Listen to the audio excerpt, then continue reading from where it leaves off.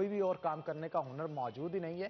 दूसरी जानब अगर सिनेमा इंडस्ट्री के एक्टर्स की बात करें, प्रोड्यूसर्स की बात करें, तो बहुत सारे प्रोड्यूसर्स की जान से मूवीज बना के रखी हुई हैं, लेकिन अभी उनको लॉन्च नहीं किया जा रहा, और बहुत सारी अंडर प्रोसेस जो मूवीज हैं उनका काम भी रुक गया है। वजह यह है कि अभी सिनेमाघरों के अंदर नहीं लगा सकते, कोविड के एसओपीज के लिए खास तौर पे जो है वो सिनेमाघरों को नहीं खोला जा रहा। अगर खोलने की इजाजत मिलती भी है तो उनका जो मालिकान है उनकी जानब से ही सिनेमा को नहीं खोला जाता। उसकी वजह यह बताई जाती है कि एसओपीज को फॉलो करके अगर एक सीट छोड़ के एक सीट पे बैठाएं, 500 अफराद की सीटिंग है तो 250 अफराद भी बैठाएं, तो उससे सिनेमा इंडस्ट्री को नुकसान होगा दिन के अंदर 3 शो लगाने के बावजूद भी, क्योंकि लाखों रुपए जो है इनका कहना है कि आगे देने होते हैं प्रोड्यूसर्स को, और वो चीज़ें जो है मैनेज नहीं हो पाती। अगर महीने का बिलिंग का हिसाब निकालें तो उनका कहना था कि बहुत सारे जहां पे मुलाजमों को तनख्वाहें देनी पड़ती हैं, बिजली का बिल देना पड़ता है, तो इतनी इनकम जनरेट नहीं होती जिससे वो सिनेमा का सर्कल चला सके।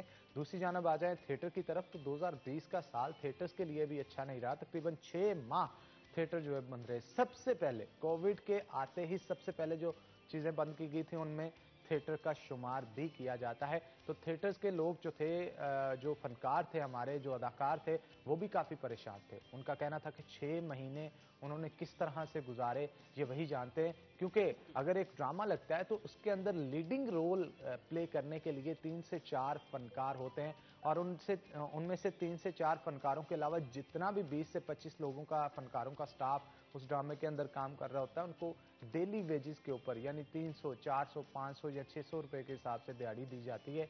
तो इतनी दिहाड़ी के अंदर वो गुजर बसर बड़ी मुश्किल से करते थे, और 6 माह जब थिएटर बंद रहा तो उन्होंने किस तरह से अपने दिन गुजारे ये वही बताते हैं। और उनका कहना है उनमें से कईयों ने चाय बेचना शुरू कर दी, कईयों ने लंडे के अंदर काम करना शुरू कर दिया, कईयों ने मुलाजमतें शुरू कर दी। अब मुलाजमतें करने वाले लोग भी जो थे उनकी जानब से भी बड़ी परेशानी का सामना उनको करना पड़ा, क्योंकि माजर चाहूंगा 8 बाजारों को मुकम्मल तौर पे कोविड के दिनों में बंद कर दिया गया था। उनका कहना था मुलाजमत भी करें तो कहां करें, और बहुत सारों ने यह भी गिला किया कि वजीर आजम इमरान खान साहब की जानिब से जो एहसास प्रोग्राम इंट्रोड्यूस करवाया गया था, जिसके तहत 12-12 हज़ार गुरबा में तकसीम किए जाने थे, उनका नाम ही उसमें नहीं आ रहा था।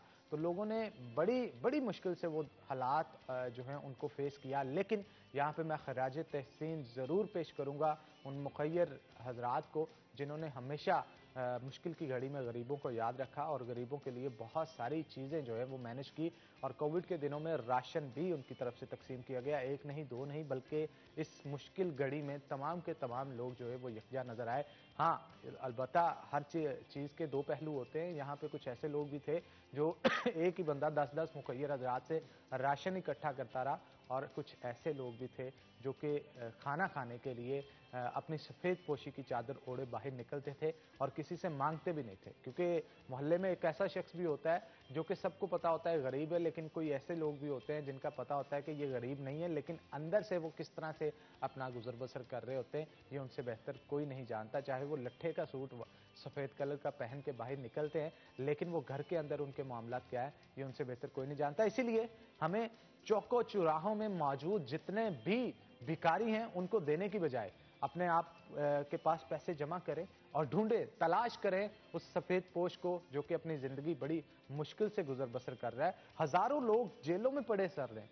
कई उनमें से ऐसे लोग होते हैं जिनको सालों साल उनका कोई अपना मिलने नहीं आता, वो किस तरह से वक्त गुजारते हैं। उनका भी दिल करता है कि वो कंटीन से कोई चीज़ लेके खा ले। हमारी जेब में तो आज पैसे होते हैं, बाहर जाता है और कुछ भी खरीद के खा सकते हैं, लेकिन वो लोग जो कि रहमो करम पे होते हैं सिर्फ और सिर्फ जेल की रोटी के, वो किस तरह से अपने दिन गुजारते हैं उस काल कोठरी के अंदर, ये उनसे बेहतर कौन जानता है। और कईयों ने तो बहुत सालों से बाहर का मंजर ही नहीं देखा। तो हमें अल्लाह ताला का हर हाल में शुक्र अदा करना चाहिए, और हम दुआ करते हैं कि आने वाले दिन जो है हमारी थिएटर इंडस्ट्री, सिनेमा इंडस्ट्री के लिए बेहतरीन हो, उसी तरह से सिनेमा रिवाइव करे, एंटरटेनमेंट का बोलबाला हो, हर तरफ जो है हमारे एक्टर्स की छाप नजर आए, सिनेमा घरों की रौनकें जो है वो बहाल हो। हमारी तो यही दुआ है। तो जनाब आगे बढ़ते हैं। आज हमने खास तौर पे दावत दे रखी है जहांगीर अशरफ को, जो कि हमारे सीनियर रिपोर्टर हैं, और उनके साथ साथ इनामुल हक मंसूर साहब हमारे साथ मौजूद होंगे, क्योंकि कोविड की वजह से स्कूल जो है सेकंड लेयर में वो भी बंद हैं, और स्कूल बंद होने की वजह से वालिदैन बहुत परेशान हैं। अब वालिदैन का इस हवाले से क्या कहना है वो जानेंगे सबसे पहले जहांगीर से, क्योंकि जहांगीर बताएंगे कि कब तक स्कूल खुलने के चांसेस हैं और वालिदैन का रिएक्शन क्या है क्योंकि पहले भी काफी देर स्कूल बंद रहे, अब फिर से छुट्टियां एक्सटेंड कर दी गई, क्या कहेंगे इस हवाले से आप? अच्छा, इस हवाले से कोरोना का मैं समझता हूँ, जिस तरह सिनेमा इंडस्ट्री का आप बता रहे थे या थिएटर इंडस्ट्री का, तो एजुकेशन को भी इसी तरह हुआ है कि सबसे ज़्यादा नुकसान शायद तालीम को हुआ है। क्योंकि पहले भी 6 माह तालीमी इदारे भी बंद रहे और उसके बाद अब दोबारा से हुकूमत ने लॉकडाउन में सिर्फ तालीमी इदारे इस वक्त बंद हैं। बाकी तमाम अगर मार्केट्स, बाज़ार कहीं भी देखें या इंडस्ट्री देख लें, सारी चीज़ें ओपन हैं और आपका जो तालीम का सिस्टम है वो रुका हुआ है। अच्छा, इसमें सबसे जो बात की जा रही थी कि ऑनलाइन सिस्टम की तरफ जाया जाए। हमारे तालीमी इदारे तो इतने कैपेबल नहीं हैं, बिलखुसूस स्कूलिंग की अगर बात करें तो गवर्नमेंट स्कूल के हर बच्चे के पेरेंट के पास एंड्रॉयड मोबाइल हो भी तो उसको एजुकेशन पर्पज़ के लिए इस्तेमाल नहीं किया जाता। हमारे यहाँ तालीमी इदारों में ऑनलाइन सिस्टम जो है वो इस 1 साल में हमें नज़र आ गया कि कोशिश के बावजूद ये उसको अडॉप्ट नहीं कर सके, उसको इम्प्लीमेंट नहीं कर सके और ऑनलाइन सिस्टम हमारे तालीमी इदारों में फ्लॉप रहा।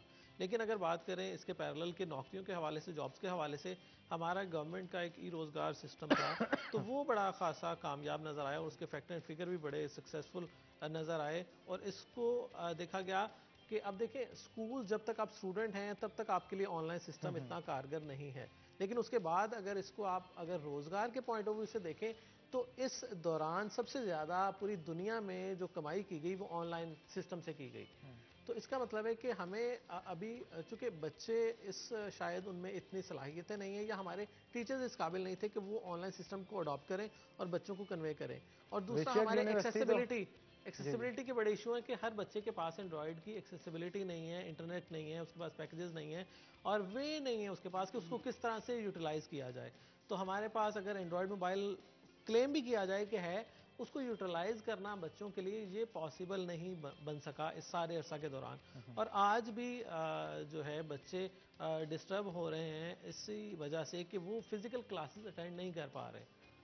तो आज भी इस हवाले से महकमा तालीम जो बिलखुसूस प्राइवेट सेक्टर फैसलाबाद में तालीम बचाओ मार्च करने वाला है, तो उसमें भी उनका मुतालबा यही कि तालीमी इदारों को भी ओपन किया जाए ताकि बच्चे जो कि ऑनलाइन से इस्तेफादा नहीं हासिल कर पा रहे, और ये साल 2020 तकरीबन सारा चला गया और बिल्कुल। और इसमें बच्चों की क्लासेस 2 से 3 माह हुई हैं बस। 2 से 3 माह हुई है और वो भी ठीक से नहीं हुई, हाँ, वो क्योंकि भी। उनमें भी हफ्ते का गैप होता था कि हाँ, इतने दिन बच्चे आएंगे, इतने दिन ये हाँ, वाली एक दिन क्लास बच्चे के आएंगे, आएंगे। आधे अगले दिन आगे बिल्कुल। आधे बच्चे आएंगे। लेकिन ये हालात जो हैं कुछ इस तरह के थे कि इसमें गवर्नमेंट भी कुछ नहीं कर सकती थी। वो कहा जाता है, जैकमा जो कि चाइनीज बहुत बड़ा बिजनेसमैन है, उसका कहना था कि सबसे बड़ी इन्वेस्टमेंट आपकी पता क्या है 2020 की, कि आप अपनी जान बचा के इस साल से निकलें। तो यकीन जानिए, आपकी जान है तो जहान है।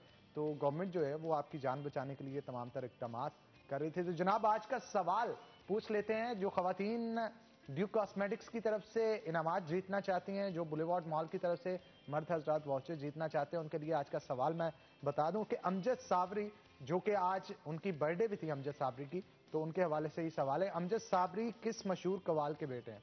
मैं फिर से सवाल रिपीट कर रहा हूं, अमजद साबरी किस मशहूर कवाल के बेटे हैं? तो उसके लिए आपको जवाब टेक्स्ट करना होगा। जवाब अपना राइट करें और राइट करने के बाद ज्यादा से ज्यादा टेक्स्ट करें उस नंबर पे जो कि आपकी स्क्रीन पे दिया जाएगा। तो ज्यादा से ज्यादा टेक्स्ट करने वाले जो खवातीन होंगी उन्हें ड्यूक कॉस्मेटिक्स की तरफ से गिफ्ट हैम्पर दिया जाएगा।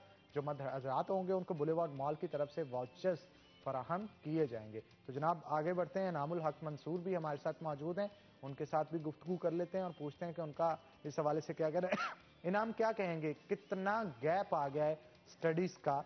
बच्चे जो हैं अब वो फिर से दोबारा रूटीन में लाने के लिए भी एक तवील जद्दोजहद होगी जो कि आपको करनी पड़ेगी। क्या कहेंगे इस हवाले से आप? अच्छा, अभी मसला जो है वो जैसे स्टडीज़ में गैप आ गया, स्टूडेंट्स का ये होता है कि जब तक उनकी क्लासेस फ्रीक्वेंट नहीं चलती हैं तो उनका जो करिकुलम है वो उस तरह से कवर अप नहीं हो पाता। इवन हम लोग अगर कुछ दिन का भी उनको ब्रेक दे दें तो उसके बाद भी उनको दोबारा रूटीन में लेके आना बड़ा प्रॉब्लम होता है। तो जैसे आपने सिनेमा और बाकी मीडिया इंडस्ट्री की बात की, तो एजुकेशन सेक्टर मेरी नज़र में सबसे ज़्यादा डिस्टर्ब है। इसका रिवाइवल में भी टफ़ है बाकी लोगों से।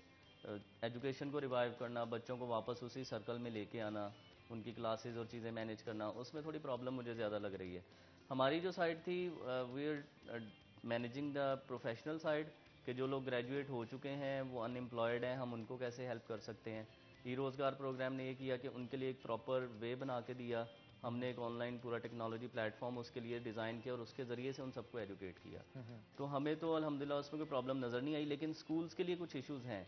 जो स्कूल्स, अब देखें ना, एक घर के अंदर एक लैपटॉप है और 3 बच्चे हैं, अब तीनों की क्लास सेम टाइम पे होनी है। अब कई पेरेंट नहीं अफोर्ड कर सकते कि तीनों बच्चों को वो लैपटॉप लेके दें ताकि वो तीनों क्लास ले सकें, या एक मोबाइल है। अब कई मैं ऐसे दोस्तों को जानता हूँ जो बेचारे ऑफिस लेट जाते हैं कि यार मेरे फ़ोन पे मेरा बच्चा क्लास ले रहा होता है। अब वो पेरेंट्स भी बेचारे डिस्टर्ब हैं, वो भी डिस्टर्ब हैं। तो इस तरह कुछ मसले हैं एजुकेशन सेक्टर में, लेकिन प्रोफेशनल साइड पे आई थिंक इतने ज़्यादा प्रॉब्लम्स हमें नहीं देखने पड़े। लेकिन इन हालात ने इंसान को बहुत कुछ सिखा दिया है। जी। टेक्नोलॉजी की अहमियत जो है वो बड़ी बेहतरीन अंदाज में इन हालात ने जो है वो उजागर की है।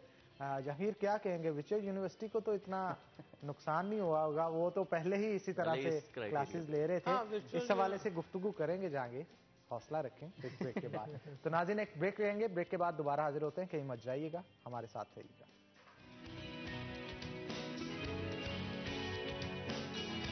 वेलकम बैक नाज़रीन, ब्रेक के बाद खुश आमदीद। हमारे साथ अनामुल हक मंसूर भी मौजूद हैं, उनसे भी गुफ्तगू करते हैं। इनाम, क्या कहेंगे ई कॉमर्स के हवाले से या ई लर्निंग के हवाले से आप क्या कहेंगे? बहुत सारे स्टूडेंट्स जो हैं वो करोड़ों रुपए कमा रहे हैं इससे। अब गवर्नमेंट भी इस पे इनिशिएटिव लेना चाह रही है, आप क्या कहेंगे सर? अच्छा, इस पे ऑलरेडी जो ई रोज़गार एक प्लेटफॉर्म है जिसको मैं as a master trainer deal कर रहा हूँ, उसमें 24,000 स्टूडेंट्स जो है वो तकरीबन 35 करोड़ कमा चुके हैं इन 3 अभी तक? ईयर्स। जी, अभी तक।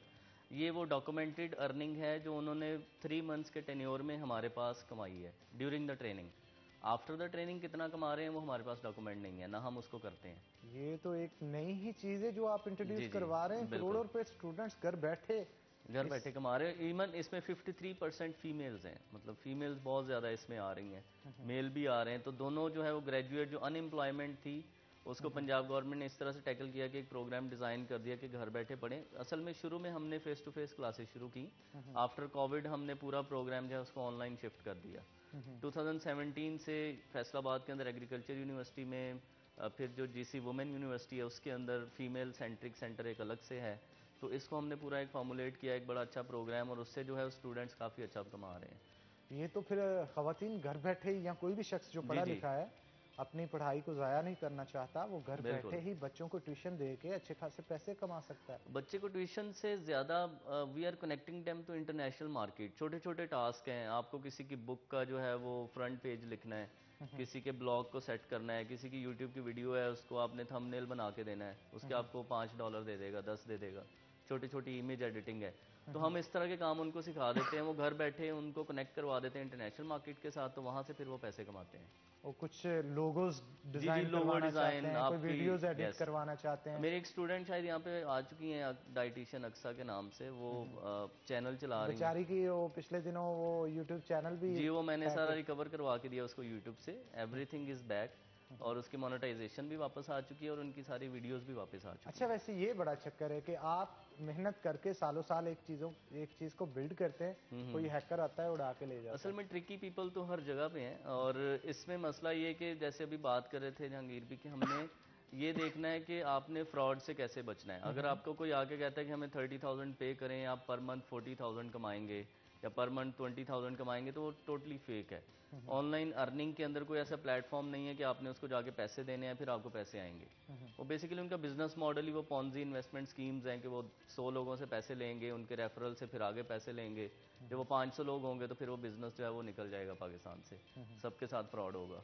तो ऑनलाइन में एक चीज़ बिल्कुल क्लियर कर लेनी चाहिए पेरेंट्स को भी, स्टूडेंट्स को भी, कि कहीं पर आपको इन्वेस्ट नहीं करना पड़ता। और इस वक्त इतने ज़बरदस्त इनिशिएटिव्स हैं, ई रोज़गार है या NFTP।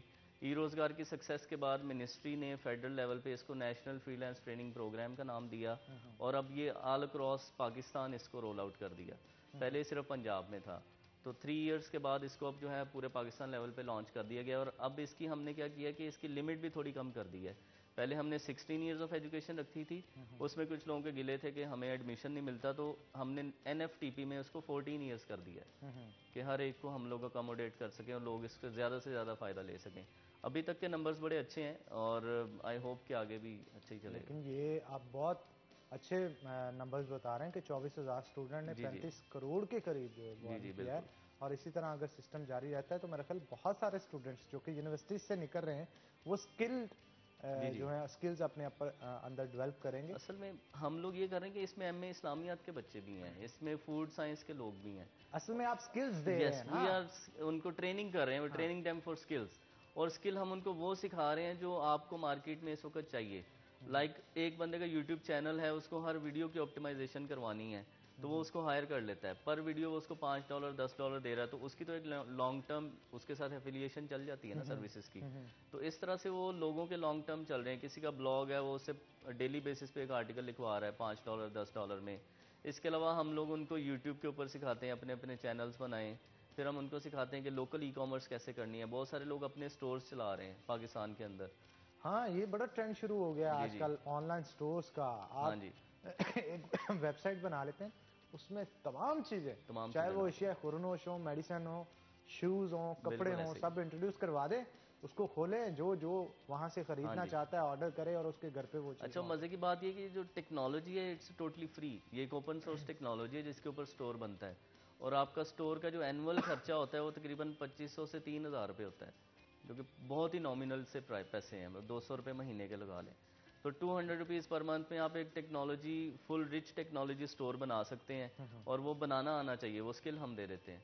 तो हर स्टूडेंट उसकी जो भी स्किल है, अब कई लोग सरगोदा से हैं, उनके पास हैंडीक्राफ्ट हैं, किसी एरिया से हैं, वो लोग अपने एरिया की लोकल चीज़ें लगाते हैं और उसकी फेसबुक एडवर्टाइजमेंट हम उनको सिखाते हैं, और उससे देखें वो स्टोर इनाम, चलाते हैं। ये हमारी कौम का ही नहीं जी बल्कि जी, पूरी दुनिया का फ्यूचर है। अब वो किस बिल्कुल। तरह से, कि आप दुनिया के 10 अमीर तरीन अफराद को उठा के देख लें, क्या उनके पास कोई फिजिकल सोर्स था इनकम कमाने नो। का? क्या उनके पास कोई फिजिकल चीज है? जैसे किसी की प्रॉपर्टी है, प्रॉपर्टी बेच के जो बिजनेस करता है, या प्रॉपर्टी टाइकून बन गया और वो दुनिया का अमीर तरीन बंदा था, या किसी का गाड़ियों का ब्रांड है, वो अमीर तरीन बंदा बन गया था। जितने भी बड़े ब्रांड्स देख लें, उनमें से कोई भी दुनिया का अमीर तरीन बंदा नहीं है। दुनिया के अमीर तरीन बंदे वो हैं जो कि वेबसाइट्स के ऊपर काम नहीं, कर पता रहे क्या हैं, है, मैं आपके जितने भी ई कॉमर्स है उसके ऊपर बिल्कुल काम बिल्कुल। कर रहे हैं, अलीबाबा है, अमेजॉन है, या इस तरह की बड़ी बहुत बड़ी बड़ी जो वेबसाइट्स हैं जिनको चला रहे हैं, वो लोग हैं जो कि सही पैसे अर्न कर रहे हैं। बिल्कुल, जो सक्सेस एंड रेवेन्यू डिपेंड करता है ना मार्केट साइज पे। अगर आपकी दुकान एक छोटी सोसाइटी में है तो आपको 50 घर ही लगेंगे ना जो आपसे खरीदेंगे। वो पूरी दुनिया को अगर आप कैप्चर उसको करते हैं। इम्पैक्ट को बिगर साइज पे ले जाते हैं, आप उसकी वेबसाइट ही लॉन्च कर दें और आप पाकिस्तान लेवल पे प्रमोशंस कर रहे हैं, आप फैसलाबाद लेवल पे प्रमोशंस कर रहे हैं, तो जाहिर है उसका इम्पैक्ट उतना बड़ा है, आपके पास लेकिन ऑडियंस इसमें उतनी बहुत है। सारे फैक्टर्स और भी इन्वॉल्व होते हैं, कि जी अगर जी, आपकी, जैसे आप प्रॉपर्टी का कह रहे हैं कि यहाँ पे और वेबसाइट लॉन्च करके एग्जैक्टली कर लोग, रहे हैं, हाँ वो जगह यहीं पे आके खरीदनी पड़ेगी। बिल्कुल लेकिन ऐसे ही है। यहाँ पे जो काम चल रहा है ना, वो ये चल रहा है कि एक वेबसाइट बना दी गई, पूरी दुनिया में वो फैला कहीं से भी दिया, खरीदें, वो हाँ प्रोडक्ट आपको आपकी दहलीज पे मिलेगा जहां पे बिल्कुल। आप उसे यूटिलाइज कर सकते हैं। आपको वो खरीदने के लिए फलां शहर में नहीं जाना पड़ेगा कि वहां पे जाके मैं इसे यूटिलाइज करूंगा या करूंगी। आपको जो चीज चाहिए होगी, आप वहां पे जस्ट एक क्लिक करेंगे, अपना debit card credit card number enter करेंगे और वो चीज आपके घर पे। लेकिन यहाँ पे और भी बहुत सारे मसाइल जो जन्म ले रहे हैं, वो ये कि लोगों के कार्ड खाली कर दिए जाते हैं, 20-20 लाख उड़ा लिया जाता है उसमें।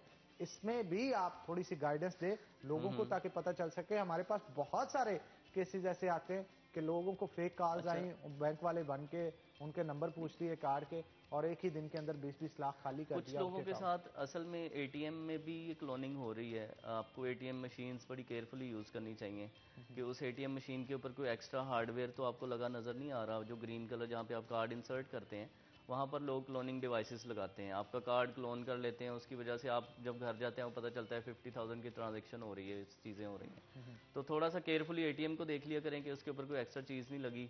और दूसरा, जब आप किसी भी स्टोर से ख़रीदते हैं, never offer them your credentials. आप उनको कभी भी, अगर फ़ोन पे गए ना आपने हमसे ये ख़रीदा है, आप अपने कार्ड का नंबर और सीवीवी बता दें।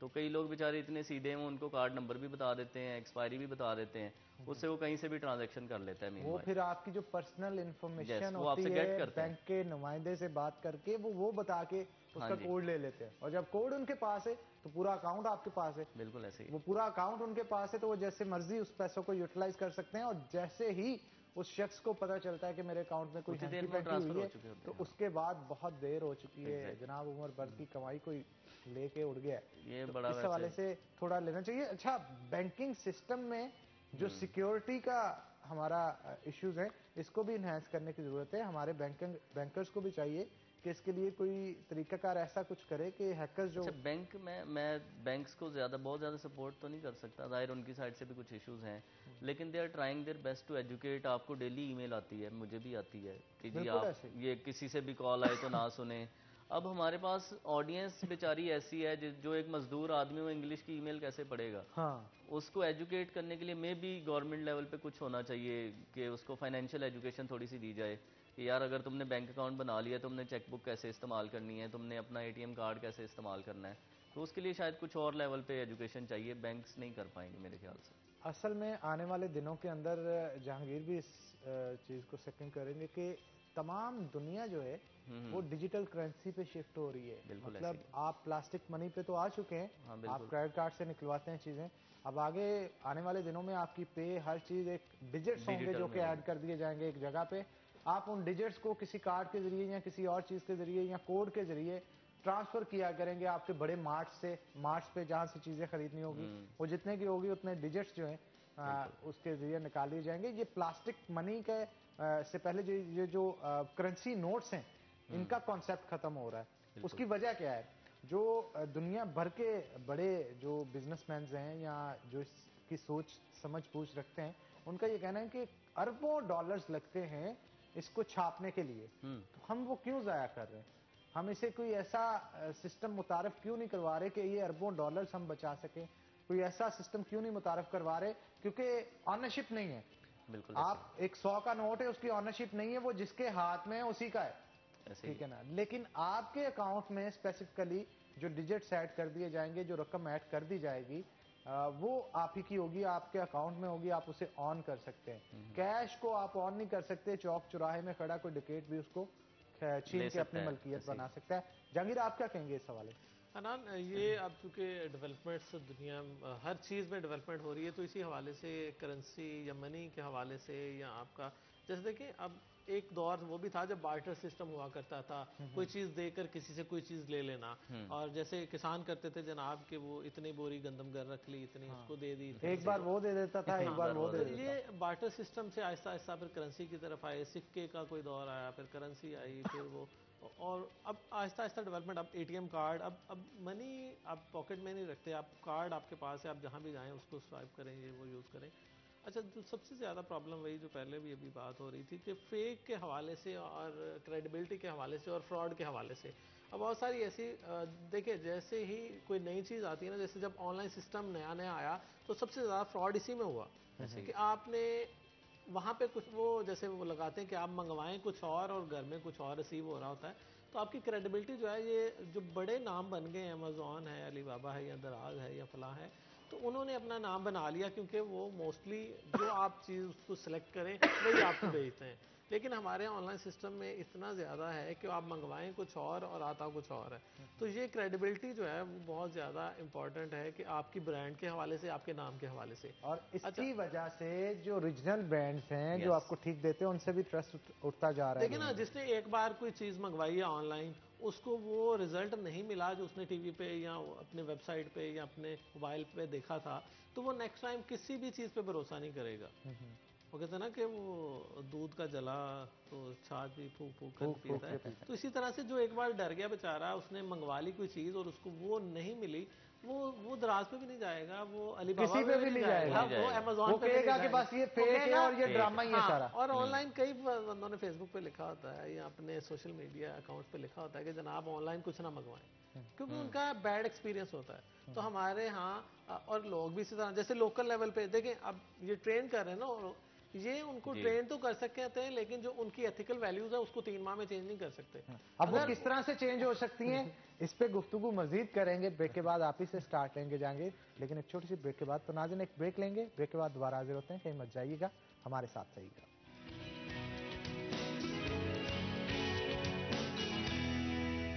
वेलकम बैक नाज़रीन, ब्रेक के बाद खुशामदीद। हमारे साथ ब्रेक पे जाने से पहले जहांगीर अशरफ मौजूद थे। मैं चाहता हूँ जहांगीर वहीं से बात को कंटिन्यू करें।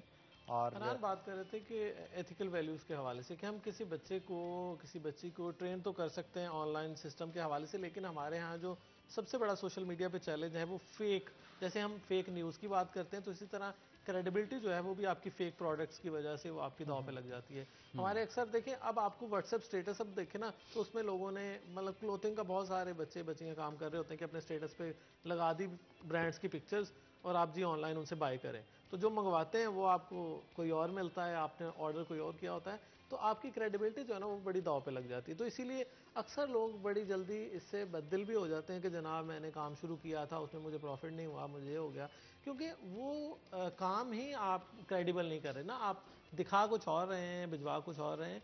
तो क्रेडिबिलिटी आपको खुद बनानी है, आपको अपनी जो अर्निंग है उसको आपको देखना है कि जनाब मैं अगर मुझसे कोई डिमांड की जा रही है तो मैं वही सप्लाई दूँ ना। डिमांड एंड सप्लाई में जब फ़र्क आएगा तो आपकी क्रेडिबिलिटी भी दाव पे लगेगी और आपका बिजनेस ठप भी हो जाएगा। तो ये सिर्फ इसको आपको किसी को स्किल सिखा देना काफ़ी नहीं है, उसकी जो मैं समझता हूँ मॉरल और एथिकल वैल्यूज़ हैं उस पर भी थोड़ा सा बताना भी चाहिए। और ये टाइम इतना शॉर्ट है मेरा ख्याल कि उसमें आप देखिए 10 साल हम स्कूल में बच्चों को एथिकल वैल्यूज़ नहीं सिखा पाते, कॉलेजेस में जाके यूनिवर्सिटीज़ में तो 3 माह के शॉर्ट कोर्सेज में ये बड़ा नहीं है। तो हमारे एजुकेशन सिस्टम को, टीचर्स को बिलखसूस इस पे वो पहले कहा जाता था तालीम और तरबियत, अब सिर्फ तालीम का लफ्ज़ रह गया, तरबियत चली गई है वो, चली गई है कहीं हाँ, अब बेसिकली बिजनेस बन गया ना एजुकेशन। वो कुछ लोग इसको एलानिया कहते हैं, ये बिजनेस है हमारा, ठीक है। तो बिजनेस में अब तरबियत हमने निकाल दी है, वो हमने कहा है कि ये पेरेंट की जिम्मेदारी है। पेरेंट कहते हैं हम तो सारा दिन आपके पास भेजते हैं बच्चों को, हम तो अपने काम पे होते हैं, माँ भी काम पे है, बाप भी काम पे है, तो दोनों एक दूसरे पे जिम्मेदारी डालते हैं तरबियत की। वो एलिमेंट हमारा बिल्कुल नज़रअंदाज हो गया है और इसके असरात आपको सोशल मीडिया पे नज़र आते हैं, क्या क्या हो रहा है सोशल मीडिया पे, क्योंकि वैल्यूज़, एथिक्स, ये सारी चीज़ें हम भूल गए। हमने सिर्फ वक्ती तौर पे बस उसको ले लिया है हर चीज़ को, चाहे वो अर्निंग हो, चाहे आपकी एंटरटेनमेंट हो या कुछ भी हो। तो मुझे लगता है कि हमारे बिलखसूस एजुकेशन सेक्टर को, टीचर्स को ट्रेनिंग के हवाले से, बच्चों की माइंड मेकअप के हवाले से, उनकी वैल्यूज़, एथिक्स, ये उनमें थोड़े डालने होंगे। चलें जी, इनाम से भी इस हवाले से पूछते हैं। इनाम, बहुत सारे लोगों को हम बता तो रहे हैं कि ई कॉमर्स के ज़रिए या फिर डिजिटल वर्ल्ड से आप अर्निंग किस तरह से कर सकते हैं। इसका तरीका क्या होता है? मतलब अर्निंग आती कैसे? घर में कोई पैसे पकड़ा के जाता है, अकाउंट में आते हैं, डॉलर्स आते हैं, या पाकिस्तानी करेंसी आती है? एक स्केड्यूल क्या है इसका? किस तरह से ये सब कुछ होता है? अच्छा, इसमें ऐसा है कि देर आर सम प्लेटफॉर्म्स, जिसमें नंबर 1 पे हमारे पास है फाइवर। 5 से है, ये एक इंटरनेशनल प्लेटफॉर्म है, यूएस की तरफ से। इसमें था कि $5 में आप कोई भी काम करवा सकते हैं।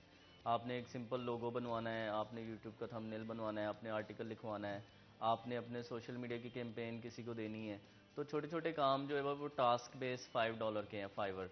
एक वो प्लेटफॉर्म हम लोग उनको सिखा रहे हैं, एक अपवर्क के नाम से है, ये भी एक फ्रीलांसिंग प्लेटफॉर्म है।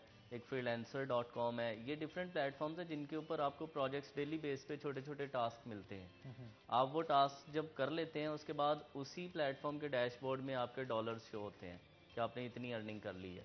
उसके बाद देयर इज़ अ कंपनी जिसका नाम है पेयोनियर। पेयोनियर जो है वो एक बैंक है यूएस का। उस बैंक को आप पाकिस्तान में बैठ के साइन अप कर सकते हैं। और कार्ड भी आपको भेजा वो जाता आपको है? कार्ड भी भेजेगा, मास्टर कार्ड भेजेगा पाकिस्तान में, और आपके वो जो बैंक में विड्रॉ, लोकल बैंक पाकिस्तान में हो जाएगा। यूएस डॉलर आपके पेनियर में जाएगा किसी भी फ्रीलांसिंग प्लेटफॉर्म से, और वहाँ से आप उसको लोकली विड्रॉ करवा सकते हैं। और even you can use that card for online shopping. आपको बाहर कहीं पिज़्ज़ा खाना है, कहीं जाना है, तो आप उस कार्ड से ट्रांजेक्शन्स भी कर सकते हैं। तो वो आपको एक बड़ी फैसिलिटी मिलती है। और ऊपर से ये कि इसमें यूएस डॉलर जो है पाकिस्तान से, मतलब फ़ॉरन से पाकिस्तान में आ रहा है, तो हमारे पास वो एक आईटी रेमिटेंस का भी जो गोल है वो मीट कर रहा है। अगर वो 35 करोड़ आए हैं पाकिस्तान में, तो वो इंटरनेशनली आए हैं ना, वो लोकल फ्रीलांसिंग सर्विसेज नहीं है।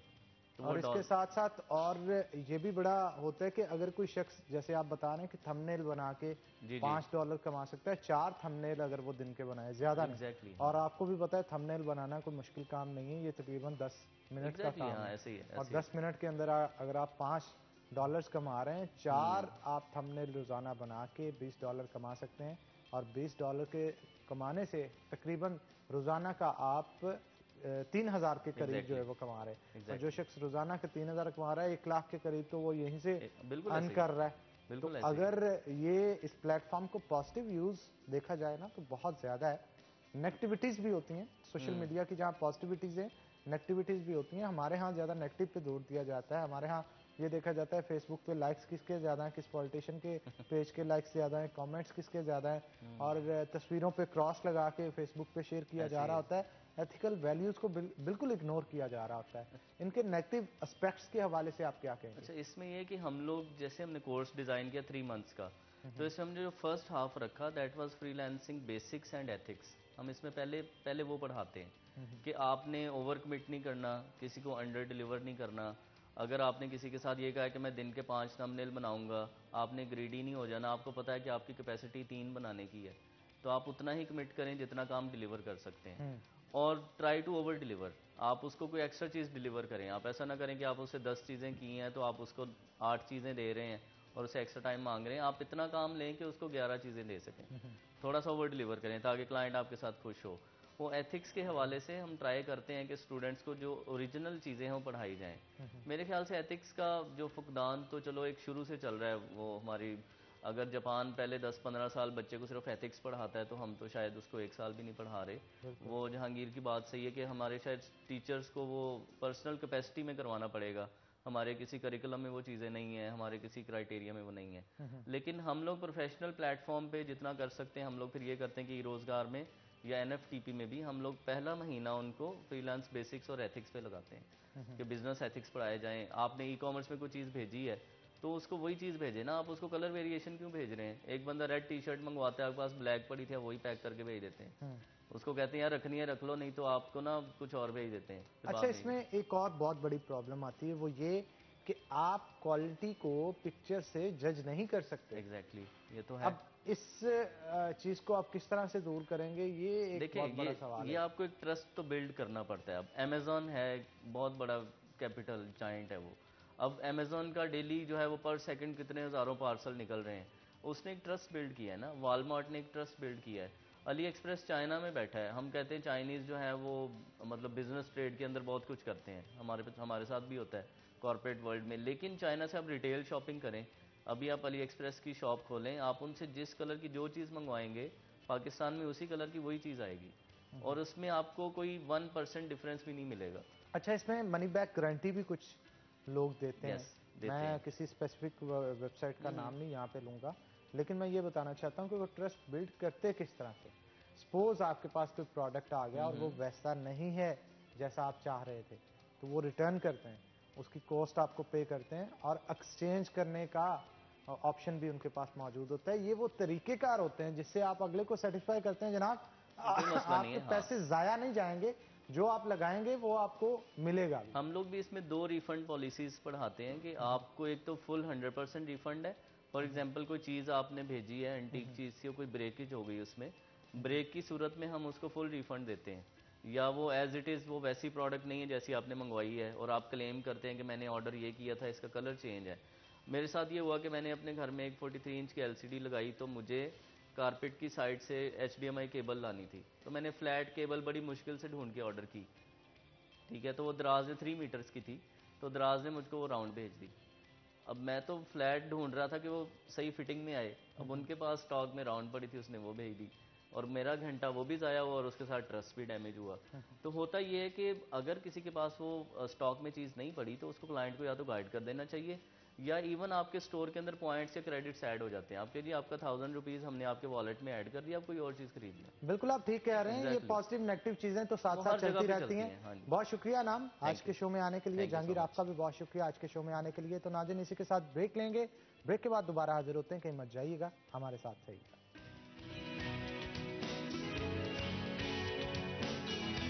वेलकम बैक नाज़रीन, ब्रेक के बाद खुशामदीद। जनाब, अगर आप चाहते हैं कि आपकी पर्सनैलिटी बेहतरीन हो तो उसके लिए आपकी ड्रेसिंग और हेयर स्टाइल जबरदस्त होना चाहिए। मेरा hairstyle prime hair club की तरफ से बनाया गया। तो जनाब, हमारा फेवरेट सेगमेंट किचन स्टार्ट हो चुका है, लेकिन किचन में जाने से पहले मैं फिर से आज का सवाल जो कि हमने अपनी प्यारी नाज़रीन से किया था वो रिपीट करता चलूं कि अमजद साबरी के वालिद का नाम क्या था। अमजद साबरी के वालिद का नाम क्या था, ये आपको बताना होगा, और अपना मोबाइल उठाएं, उठा के टेक्स्ट राइट करें और उस नंबर पे जल्द से जल्द भेज दें जो कि आपकी स्क्रीन पे शो किया जा रहा है। उससे क्या होगा कि खवातीन जो कि अपनी ब्यूटी को लेकर बहुत कॉन्शियस होती हैं, उन्हें ड्यू कॉस्मेटिक्स की तरफ से गिफ्ट हैम्पर्स दिए जाएंगे, बॉयज को बुलेवार्ड मॉल की तरफ से वॉचेस फराहम किए जाएंगे। तो चलते हैं किचन में और देखते हैं कि हमारे शेफ आबिद और फ्यू के शेफ क्या बना रहे हैं आज। अस्सलाम वालेकुम शेफ, कैसे हैं आप? शेफ, आपकी ये जो कैप है ना, ये मैं भी अब ओढ़ के आया करूंगा नेक्स्ट सेगमेंट में ना, जी सर, क्योंकि मैं भी आधा शेफ तो बन चुका हूँ ना, जी, जी, आपकी हेल्प भी करता हूँ, बनाता भी हूँ सब कुछ, जी। तो फिर मुझे भी शेफ का दर्जा मिलना चाहिए। बिल्कुल सर। अच्छा, क्या बना रहे हैं आज हम? हाँ सर, बना रहे हैं beef chilli dry. Beef chilli dry जनाब तैयार किया जा रहा है। मुनफरिद आइटम्स, हमारे जो यूके के शेफ है ये रेसिपी ज्यादा यूके की ही लेके आते हैं, जी, बाहर की होती है, बाहर की होती है, और बहुत सारे फॉरेनर्स की डिशेस जो हैं उनको पसंद लोग करना शुरू हो गए। हमारे यहाँ भी टेस्ट डेवलप होना शुरू हो गया है इस चीज का। तो मैं चाहता हूँ इसकी रेसिपी आप जल्द से जल्द बताएं ताकि हमारी जो ऑडियंस देख रही है उनको पता चल सके कि आज हम क्या बना रहे हैं। सर ये बीफ है, इसकी मैरिनेशन मैंने की हुई, बीफ की पहले मैरिनेशन की जाती है। जनाब बीफ मैरिनेट हमने करके रखा था, क्योंकि अक्सर औकात जब शो के अंदर हम आपको बताते हैं कि बीफ को या चिकन को या मटन को आप जब भी मैरिनेट करें उसको ओवरनाइट जो है वो रख दिया करें। तो हमने आज ये किया कि शो के अंदर, क्योंकि टेस्ट उस तरह से फिर डेवलप नहीं हो पाता था, हमने इसे पहले मैरिनेट करके रखा था, लेकिन मैरिनेशन की कैसे जाएगी वो आपको शेफ यूके बताएंगे। ये सर बीफ के स्लाइस करेंगे अपने घर के हिसाब से, जो इसकी कटिंग रखनी चाहिए। जूलियन कट भी कर सकते हैं, क्यूब कटिंग भी कर सकते हैं, जिंजर कटिंग भी कर सकते हैं। इसके बाद हम किसी बोल में लेंगे, बोल में आप डालेंगे एक एग डालेंगे, उसमें 1 चम्मच कॉर्नफ्लोर का डालेंगे, ठीक है। उसको मिक्स करके उसके बाद हम इसमें बीफ डाल देंगे। बीफ को अच्छी तरह में मिक्स करके उसके बाद हम इसमें टेस्ट हल्का सा लगा देंगे। उसके बाद इसकी जो चिली पेस्ट है वो लगाएंगे। उसके बाद इसको रखेंगे, उसके बाद गोल्डन कुकिंग ऑयल में हम फ्राई करेंगे। ठीक है। उसके बाद हम इसके राइस तैयार करेंगे। इसके राइस है वाइट राइस। व्हाइट राइस होंगे या फ्राइड राइस होंगे? नहीं सर, वाइट राइस होंगे सर। व्हाइट राइस होंगे, लेकिन इसे तैयार जो है वो गोल्डन कुकिंग ऑयल के अंदर किया जाएगा। जनाब गोल्डन कुकिंग ऑयल बनाने वालों का कहना है कि इसे अफजाने सेहत के असूलों के ऐन मुताबिक कुदरती अज्जा के साथ तैयार किया जाता है, जिसके अंदर विटामिन का ब्लेंड भी मौजूद होता है। विटामिन ए, विटामिन डी और विटामिन ई इसके अंदर मौजूद है। विटामिन ए आपकी विजन को, यानी जिन आंखों से, इन कातिल निगाहों से मैं आपको देख रहा हूं, इसको जरा क्लियर कर देते हैं। विटामिन डी आपकी कैल्शियम एब्जॉर्प्शन, और विटामिन ई आपके हेयर्स के लिए, लड़कियां जो अपने बालों को लेकर बड़ी कॉन्शियस होती हैं, उनके हेयर फॉलिकल्स को ग्रो करने के लिए विटामिन ई बहुत इंपॉर्टेंट होता है। आपकी ओवरऑल हेल्थ के ऊपर भी बड़े पॉजिटिव असर डालता है। तो जनाब अगर आप चाहते हैं कि आपके खानों की लज्जत को 4 चांद लगाए जाए, तो बाजार में जाके सबसे पहले आपकी डिमांड होनी चाहिए गोल्डन कुकिंग ऑयल। तो आगे बढ़ते हैं जनाब, देखते हैं कि अब नेक्स्ट स्टेप हमारे शेफ का क्या होगा। इसके बाद सर हम इसको फ्राई करेंगे। फ्राई करने के बाद इसको थोड़ी देर रखेंगे। उसके बाद हम इसकी ग्रेवी तैयार करेंगे। ग्रेवी में चिली पेस्ट होगा सर इसका। ठीक है, चिली पेस्ट होगा जी, पेस्ट और होगा। चिली उसके पेस्ट बाद को क्या करेंगे? सर इसको फ्राई करने के बाद किसी अच्छे से सॉस पैन में लेके उसके बाद हम इसको बुनाई करेंगे बीफ को। अच्छा, फिर से बुनाई करेंगे जी। इसकी। ठीक है, वही बीफ है सर ये, क्योंकि ये ड्राई भी है ना, फिर ड्राई भी करना होगा इसे। हल्का सा गाली लगा के इसको सौते करके इसके अंदर चिली पेस्ट डालेंगे। पेस्ट डालने के बाद 1 चम्मच पोटैटो पेस्ट डालेंगे। ठीक है। क्रैक चिली होगा, सॉल्ट होगा और इसकी गार्निश हो गई। गार्निश सर इसकी ग्रीन चिली है। गार्निशिंग के लिए हम जो चीजें इस्तेमाल कर रहे हैं वो यहाँ पे आप देख भी सकते हैं कि ग्रीन चिली होगी और कैरेट भी यूज किया जाएगा। नहीं सर, कैरेट नहीं, और जिंजर स्लाइस यूज होंगे। ठीक है, जिंजर स्लाइस और लहसुन नहीं यूज होगा। नहीं सर, गार्लिक के वो सोते करने के लिए इस्तेमाल होगा सर। लेकिन फिर भी एक्स्ट्रा चीजें हमारे शेफ अक्सर यहाँ पे रखते हैं कि कोई एडिशन करनी पड़े तो कर सकते हैं। तो जनाब मैं चाहता हूँ आप स्टार्ट करें। चूल्हा मैंने तैयार कर दिया है, तो मैरिनेट की हुई चीजें अब इसको तला जाएगा पहले। तो मैं चाहता हूँ आप फिर तलना स्टार्ट करें इसको, लेकिन उससे पहले हम ऑयल को थोड़ा गर्म कर लेंगे। अच्छा, ऑयल के हवाले से गुफ्तगू कर लेते हैं थोड़ी सी। ऑयल आपके खानों की लज्जत में कितना अहम किरदार अदा करते हैं, क्योंकि अगर आप क्वालिटी वाला ऑयल यूज नहीं कर रहे तो उससे उसका टेस्ट भी उस तरह से डेवलप नहीं हो पाएगा जैसा होना चाहिए। आप क्या कहेंगे इस हवाले से? सर ऑयल सबसे बेस्ट होना चाहिए, क्योंकि जब ऑयल में चीज फ्राई होगी तो जाहिर बात है और चीज में ऑयल होगा लाजमी, वो जूसी हो गया ऑयल के अंदर होगी। उसमें जब फ्लेवर नहीं आएगा तो टेस्ट का ही मजा नहीं आएगा। आप इसी चीज का स्टेप लेंगे, खाएंगे, आपको। अच्छा, वैसे इसके साथ फ्राइड राइस यूज कर सकते हैं या व्हाइट राइस ही यूज करना है? चॉइस है सर। ये वैसे भी चिली ड्राई है, इसका स्पाइसी टेस्ट होगा और इसके साथ व्हाइट राइस हम ऐड करेंगे। क्योंकि अगर व्हाइट राइस ना होंगे तो दूसरे राइस के अंदर आपको फिर ब्लैक पेपर ऐड करनी पड़ेगी, साल्ट ऐड करना पड़ेगा, तो वो थोड़ा डिफरेंस आ जाएगा टेस्ट के अंदर। उसे बैलेंस रखने के लिए आपने ये तमाम चीजें। अगर व्हाइट राइस होंगे इसकी लुक भी अच्छी आएगी। अगर प्लेटिंग की जाए तो व्हाइट राइस होंगे। वैसे भी चिली ड्राई है, चिली अक्सर स्पाइसी होती है सर। बिल्कुल, और प्रेजेंटेशन बहुत काउंट करती है। कोई भी आप खाना तैयार कर रहे हैं नाज़रीन, जब तक आपको आंखों से, पहले आप आंखों से खाते हैं, मुंह से तो बाद में खाया जाता है। तो आंखों से अगर आपको अच्छा नहीं लगता सर तो मजा नहीं आएगा। मजा नहीं आएगा। तो जनाब ऑयल जो है हमारा गर्म हो चुका है, मेरा ख्याल है इसे अब डाला जाए इसमें या थोड़ा और गर्म किया जाएगा? अब ये उछलना शुरू हो गया और मेरा ख्याल है मेरा काम यहाँ पे खत्म और मैं थोड़ा पीछे हो जाऊंगा। आगे तो जनाब आप ही करेंगे। मैं माइक आपका पकड़ लेता हूँ और अब आहिस्ता आहिस्ता जो है वो ऑयल के अंदर कोर किया जाएगा जो बीफ हमारे पास मौजूद होगा, जैसा कि आप देख सकते हैं। और ये ऐड किया जा रहा है। अच्छा, ऐड करने के बाद ये और ज्यादा ऑयल जो है, अच्छा इसके लिए कोई हल नहीं है? मैं यहाँ पे आके पकाने से रह जाता हूँ चीज को।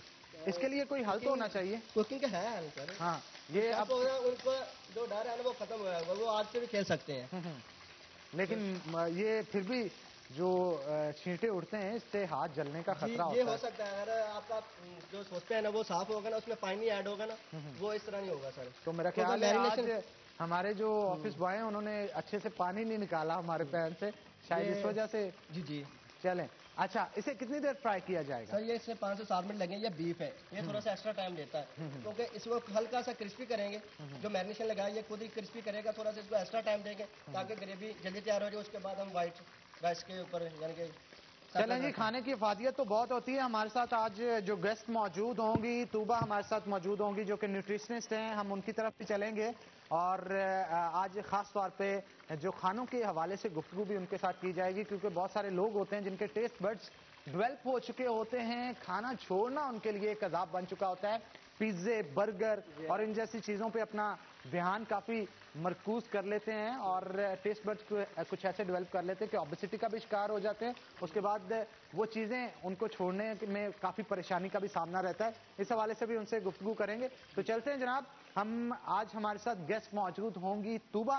तो तूबा जो हैं ये एक न्यूट्रिशनिस्ट हैं और हमारे माशरे में बढ़ता हुआ जो मोटापे का रुझान है उसे किस तरह से कंट्रोल किया जाए, फूड एडिक्शन क्या है और वजन कम करने के लिए जो चीजें हमें जरूरी हैं उस हवाले से गुफ्तगू करेंगे। वेलकम करते हैं तूबा आपको शो के अंदर। तूबा ये बताइएगा कि मोटापा दिन ब दिन बढ़ता चला जा रहा है हमारे यहाँ, शायद ये वजह है कि फास्ट फूड ज्यादा फाल होता चला जा रहा है घर के खानों से, आप क्या समझती हैं? एक तो ये कि हमारे अंदर एक बहुत ज़्यादा मिसकंसेप्शन है कि मतलब हम लोग खाने से मोटे होते हैं। पहले तो मैं इस मिसकंसेप्शन को आज क्लियर करूंगी कि हम कभी भी खाने से मोटे नहीं होते। हम अगर हर चीज़ को उसकी एडिक्वेट अमाउंट, मतलब एक जैसे ऑयल है फॉर एग्जांपल, हर चीज़ की एक रिक्वायरमेंट है। अगर हम किसी भी फूड को उसकी रिक्वायर्ड अमाउंट में खाएंगे तो कभी भी आप मोटे नहीं होते। ऐसा है कि जंक फूड आप ले रहे हैं, ऐसा नहीं है कि आप जब डाइट करते हैं आप हर चीज़ आप पे रिस्ट्रिक्ट नहीं होती, क्योंकि आप कब तक एक चीज़ को छोड़ सकते हैं। लाइक अगर मैं आपको कहूँ कि आपने कुछ खाना ही नहीं है तो आप जिंदा नहीं रह सकते, क्योंकि हर किसी को क्रेविंग्स होती हैं। हर चीज़ को अगर आप उसकी मॉडरेशन में उसकी एडिक्वेट अमाउंट में खाएंगे तो आप कभी भी मोटे नहीं हो सकते, चाहे वो जंक फूड हो। Like you can eat cheat meal every week, तो उससे आप मोटे नहीं होते। ये आप वैसे मोटिवेट कर रही हैं मुझे भी, और मेरा ख्याल है इस तरह फिर हमारा वजन कम नहीं होगा। असल में चीज ये होती है तुबा यहाँ पे कि अगर आपकी बॉडी को नीड है कार्बोहाइड्रेट्स की, तो कार्बोहाइड्रेट्स के सोर्स पे डिपेंड करता है कि वो आपकी बॉडी में जाके रिएक्ट कैसे करेगा। एक कार्बोहाइड्रेट आप पिज्जे से भी लेते हैं और एक कार्बोहाइड्रेट्स आप उन ओट्स से भी लेते हैं जो कि आप कह सकते हैं कि नाश्ते में भी इस्तेमाल कर सकते हैं, लंच में भी कर सकते हैं। तो इन दोनों का इफेक्ट तो होता है ना, पॉजिटिव और नेगेटिव। देखिए फॉर एग्जाम्पल एक रोटी है, एक आप 6 इंच की रोटी ले रहे हैं, साथ आप 6 टेबल स्पून राइस ले रहे हैं। फॉर एग्जाम्पल उन दोनों की कैलोरीज सेम है, ठीक है, कैलोरीज आपकी सेम है। आप जिस चीज को, अब वो डिपेंड करता है, देखिए अगर आपने एक रोटी ली है उसके साथ अगर आप राइस ले रहे हैं, फॉर एग्जाम्पल आप 2 servings of carbs at a time ले सकते हैं, ठीक है। वो सर्विंग्स आपने ली है, अगर आप उस चीज को एक्सेस में करें, फॉर एग्जांपल अगर आप पिज्जा की बात कर रहे हैं कि आई एम नॉट प्रमोटिंग कि आप रोज पिज्जा खाएं, लेकिन आप पर वीक एक चीट मील ले सकते हैं। अगर आप मतलब आपने देखिए अपनी कैलोरी डेफिशिएंट डाइट में रहना है, ऐसा नहीं है कि आपने अपनी कैलोरीज को एक्सीड करना है। अगर आप अपनी कैलोरी डेफिशिएंट डाइट में रहते हैं, उसके रहते हुए अगर आप कोई भी चीज खाते हैं तो you can like lose weight as well, तो उसमें कोई इतना इशू नहीं है। मतलब कैलोरीज तो सेम है हर चीज। लेकिन यहाँ पे तरीकाकार ये होता है ना कि वो पंजाबी की कहावत है, रज के नहीं थक के उठ देने। जी। तो पंजाबी जरा चस्कोरे होते हैं, खाने के काफी शौकीन होते हैं। इस हवाले से आप क्या कहेंगी? हमारे यहाँ हंडिया घरों के अंदर जो बनती है उसमें ऑयल खूब उंडेल दिया जाता है, घी का इस्तेमाल वाफर किया जाता है। अब ये चीजें ऐसी होती है जो कि आपके कोलेस्ट्रॉल को, बॉडी फैट को इंक्रीज करती हैं। आप क्या सजेस्ट करेंगी घरों के अंदर जो खाने तैयार किए जाते हैं उन खवातीन को क्या पैगाम देंगे? पहले तो मैं उन खवातीन को ये कहूंगी कि प्लीज इतना ज्यादा ऑयल ना डालें, क्योंकि इससे सिर्फ मोटापा नहीं है, इससे आपका कोलेस्ट्रॉल भी बढ़ रहा है, इससे आपका ब्लड प्रेशर हो रहा है, इससे आपको डायबिटीज हो रहा है। तो आप पहली तो अगर अवॉइड करें, लेकिन ऐसा होता है कि लोग जॉइंट सिस्टम में रहते हैं, वहाँ पे नहीं अवॉइड कर सकते।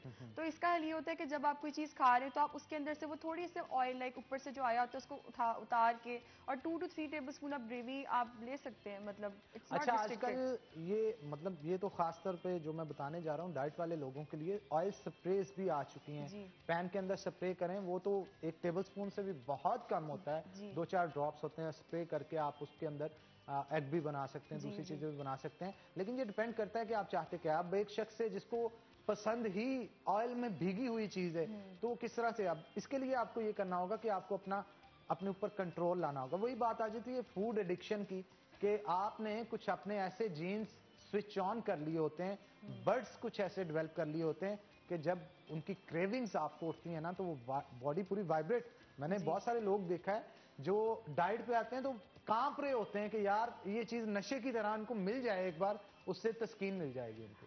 अच्छा, आप ये बात करें ना फूड एडिक्शन की, अब देखें जो इस तरह के प्लान्स होते हैं ना कि जिसके अंदर आपको सब कुछ रिस्ट्रिक्ट कर दिया है, जैसे एक डाइट प्लान है उसमें रोटी भी नहीं है, राइस भी नहीं है, मतलब आपके सारे फूड ग्रुप्स अगर रिस्ट्रिक्ट हो गए तो आपको नेचुरली क्रेविंग्स होती हैं। लेकिन अगर आप एक हेल्दी डाइट पे जा रहे हो जिसके अंदर सारे फूड ग्रुप्स हैं, कार्ब्स भी हैं, प्रोटीन भी हैं, फैट्स भी हैं, एडिक्वेट अमाउंट जो उसकी है, अगर आप उसमें खाओगे तो आपको कभी भी क्रेविंग्स नहीं होती। क्रेविंग्स आपको तब होती है जब आपकी बॉडी के अंदर डेफिशिएंसीज होती है, क्योंकि आपकी बॉडी लाइक स्टार्विंग स्टेज पे होती है, भूखी होती है, तो आपको ये होता है कि बस जो मिल रहा है मैं खा लूं। लेकिन जब आप हेल्दी डाइट कर रहे होंगे तो कभी भी आपको इतनी ज्यादा क्रेविंग्स नहीं होती। अच्छा, खवातीन अपनी ब्यूटी को लेकर बड़ी कॉन्शियस होती हैं और अगर मोटापे का शिकार होती हैं तो उनको बहुत सारी ख्यालात जहन में आने शुरू हो जाते हैं कि भाई अच्छा नहीं कहेगा, खामद अच्छा नहीं कहेगा, बाप बोलेगा कि यार ये मतलब किस तरह के होते चले जा रहे हैं। तो इसके लिए खवातीन जो हैं वो जब डाइटिंग स्टार्ट करते हैं तो उनकी अवेयरनेस के लिए मैं लाजमी यहाँ पे एक पॉइंट रेज करना चाहूंगा, आप भी सेकंड करेंगे इस बात को। वो भूखी रहना स्टार्ट कर देती जी है। डाइटिंग एक और चीज है, जी भूखा रहना एक और चीज है। इस हवाले से आप जरा आगाह करें। भूखे रह के तो वो अपने मसल्स को वीक कर लेते हैं, जॉइंट्स जो है वो पेन स्टार्ट हो जाती है, बहुत सारे मसाइल और भी जन्म लेना शुरू हो जाते हैं। डाइटिंग भूखे रहने को समझा जाता है जी। खवातीन की। पहली बात तो ये कि ये हमारे अंदर एक बहुत मिसकंसेप्शन है कि आप सब कुछ छोड़ के स्मार्ट हो जाएंगे। आप वो मतलब एक फेड डाइट चली जाती है। फेड डाइट मतलब जैसे लोग कहते हैं कि आप बनाना डाइट कर लें, आपका 10 दिनों में 5 किलो कम हो गया, आप डिटॉक्स डाइट कर लें, आपका इसका हो गया। ये सारी चीज़ें टेम्प्रेरी हैं। इससे क्या होता है कि आपके बाल खराब हो गए, आपकी स्किन खराब होगी, ये सारी चीज़ें होती हैं। लेकिन अगर आप उसको हेल्दी वे में कम कर रहे हो, आप हर चीज़ को उसकी एडिक्वेट अमाउंट में ले रहे हो, मतलब मैं अब जब अपने क्लाइंट्स को भी डाइट प्लान्स देती हूँ तो उसके अंदर दे ईट एवरीथिंग और उनका वेट कम होता है और हेल्दी वे में होता है, और उस चीज़ को आप लाइफ टाइम अडॉप्ट कर सकते हो। जब आप एक हेल्दी मतलब आप उसमें राइस भी खा रहे हो, आप रोटी भी खा रहे हो, आप पास्ता भी खा रहे हो, you eat fruits, you eat vegetables, तो आप कभी भी वो अनहेल्दी वाली साइड पे नहीं जाते। तो ये जो लोग भूखे रह के अपना वेट कम करते हैं उनका सिर्फ ये होता है कि इन द एंड क्या हो गया, हड्डियों में दर्द हो गया, कैल्शियम डेफिशिएंसी है, vitamin D deficiency, vitamin deficiencies उनको हो जाती हैं, उनकी बॉडी जो है वो न्यूट्रिएंट डेफिशिएंसी की साइड पर चली जाती है। तो मैं यही कहती हूँ कि आप हमेशा हर चीज़ खाएं, उसकी क्वांटिटी में खाएं, तो कभी अच्छा, भी। खास तौर पे हमारे यहाँ वेजिटेबल्स और फ्रूट्स का इस्तेमाल इसे लाजम नहीं करार दिया जाता जी और इम्पोर्टेंस नहीं दी जाती। कितने इम्पोर्टेंट है ये हमारी लाइफ के लिए? फ्रूट्स हमारी लाइफ, क्योंकि हमें जितने भी विटामिन्स हमें नॉर्मली कार्ब से प्रोटीन से इतने नहीं मिलते हैं लेकिन कम क्वांटिटी में होते हैं। लेकिन वेजिटेबल से हमें फाइबर, हमें विटामिन्स, मिनरल्स, फ्रूट्स में ये सारी चीज़ें, A vitamin, B vitamin, C vitamins की रिच सोर्सेज ऑफ जो विटामिन्स और मिनरल्स होती है फ्रूट्स और वेजिटेबल से ही मिलती हैं। लेकिन इसका ये मतलब नहीं कि आपने फ्रूट्स भी एक्सेस में खाने लग जाना है। फ्रूट्स की भी एक क्वांटिटी है, आपने एक टाइम पे एक फ्रूट खाना है, दिन में आपने 2 से 3 फ्रूट्स खाने हैं। वेजिटेबल्स आप अनलिमिटेड खा सकते हैं लेकिन वो भी नॉन स्टार्ची, लाइक ये जो कैरेट हो गया और ये बीन्स हो गए और पोटैटो, कॉर्न, ये आपने एक्सेस में नहीं खाने, इसकी भी एक क्वांटिटीज होती हैं। लेकिन अगर आपने बिल्कुल हेल्दी वाली साइड पे रहना है तो आपने हर फूड ग्रुप को अपनी डाइट के अंदर एडिक्वेट अमाउंट में रखना है। कार्बोहाइड्रेट, प्रोटीन, फैट, एवरीथिंग आपने लेना है, तो ही आपके अंदर न्यूट्रिएंट डेफिशिएंसीज नहीं होती। अच्छा, कैसे कैलकुलेट करे एक आम यूजुअल पर्सन जो कि हमें देख रहा है टीवी के ऊपर, घर में बैठा इन तमाम चीज़ों को किस तरह से कैलकुलेट कर सकता है कि मैंने दिन में एक मील के अंदर प्रोटीन कितना लेना है, कार्बोहाइड्रेट्स कितने लेने हैं, इलेक्ट्रोलाइट्स कितने लेने हैं, माइक्रोन्यूट्रिएंट्स कितने लेने हैं, मैक्रोन्यूट्रिएंट्स कितने लेने हैं, इस हवाले से थोड़ा आगाह करें ताकि। अच्छा, अब हर जैसे हमारे पास एक फूड गाइड पिरामिड होता है, ठीक है।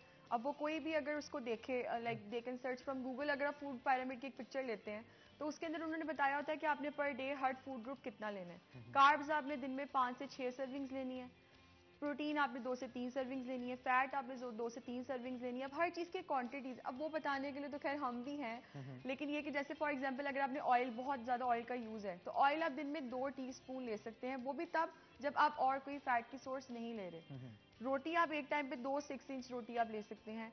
अगर आपने प्रोटीन खाना है, आप इतना पाम साइज प्रोटीन आप एक टाइम पे ले सकते हैं, दिन में आप 2 से 3 दफ़ा ले सकते हैं। फ्रूट्स आप एक छोटा कोई भी साइज का कोई भी फ्रूट ले सकते हैं। इवन आप बनाना भी खा सकते हैं। जो मिसकंसेप्शन है कि बनाना से आपका वेट गेन होता है, लेकिन उससे भी आपका वेट गेन नहीं होता। ऑर्गेनिक फूड से हमारी आवाम दूर होती चली जा रही है, इस हवाले से भी आगाह करें कि ऑर्गेनिक फूड कितना इंपॉर्टेंट है हमारी हेल्थ के लिए। ये हर चीज़ पैकिंग में जो मौजूद है या खुले में मौजूद है, बाजार से ला रहे हैं और उसको यूटिलाइज कर रहे हैं।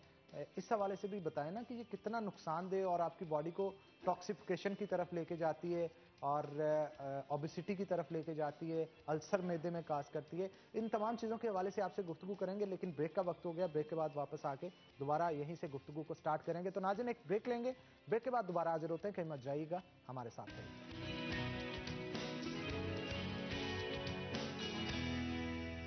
वेलकम बैक नाज़रीन, ब्रेक के बाद खुशामदीद। हमारे साथ तूबा मौजूद हैं, मजीद गुफ्तगू उनके साथ करते हैं। तूबा, न्यूट्रिशन के हवाले से अगर मैं आपसे कहूं कि जो माइक्रो न्यूट्रिएंट्स है उसकी इंपॉर्टेंस को इग्नोर किया जाता है हमारे यहाँ बहुत ज़्यादा। मल्टीविटामिन्स और विटामिन्स जिसके अंदर विटामिन ए, बी, सी और डी भी आ जाते हैं, बाकी चीज़ें भी आ जाती हैं, उनको क्यों इग्नोर किया जाता है? हमारी डाइट के अंदर वो चीज़ें ज़्यादा शामिल नहीं होती। मैक्रो न्यूट्रिएंट्स तो हम ले लेते हैं, माइक्रो न्यूट्रिएंट्स नहीं लेते हैं। अब उसकी वजह से ख़वातीन के अंदर कैल्शियम डेफिशिएंसी बहुत ज़्यादा पाई जाती है। अब यूँ महसूस होता है ख़वातीन को कि अब कैल्शियम की टैबलेट ली और वो डेफिशिएंसी दूर, लेकिन ऐसा नहीं होता। उसके लिए भी आपको विटामिन डी चाहिए होता है, जो कि डिस्पोज ऑफ करता है आपके कैल्शियम को आपकी बोन्स के अंदर। अब विटामिन डी के लिए भी अब फिर आपको विटामिन K2 चाहिए होता है, जो कि उसका प्रिकर्सर होता है। तो आप ये क्या कहेंगे, जो जदीद साइंस को समझते हैं लोग, थोड़ा बहुत तो समझना चाहिए ना, ताकि आप अपना हेल्दी लाइफस्टाइल जो है उसको मेंटेन कर सकें। आप क्या कहेंगे ख़वातीन को क्या क्या चीज़ें यूज़ करनी चाहिए? माइक्रो न्यूट्रिएंट्स कौन कौन से रोज़ाना की बुनियाद पर लेने चाहिए? डाइट में क्या लेने चाहिए? अगर डाइट से नहीं मिल रहे, सप्लीमेंट्स कौन से यूज़ करने चाहिए जिससे ओवरऑल हेल्थ जो है उस पर पॉजिटिव इफेक्ट पड़े?